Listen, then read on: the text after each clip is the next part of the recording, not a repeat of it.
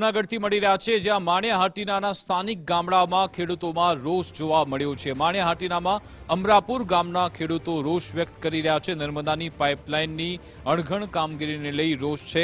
ચોમાસું નજીક હોવાથી ખેતરોમાં કામગીરીને લઈ મુશ્કેલી પડશે। પાઇપલાઇનના કામથી જમીન બંજર બની હોવાના આક્ષેપ છે। આંબા સહિતના ઝાડ કાપી નખાતા ખેડૂતોને પડ્યા પર પાટું જેવી સ્થિતિ। પાઇપલાઇનની કામગીરી યોગ્ય રીતે ન થતી હોવાના આક્ષેપ છે।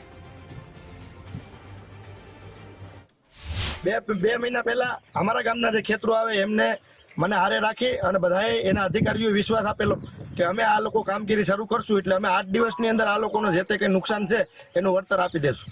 આ જે વાતને 2 મહિના થયા, ચોમાસું નજીક આવી ગયું, નદીના પેટાળની અંદર જે જમીનો આવેલી છે તેના ભડા ખોદી નાખેલા છે, એટલે હવે વરસાદ છે એ 15-20 દિવસની અંદર આવી જશે તો અમારા ખેતરો છે એ જોખમમાં છે।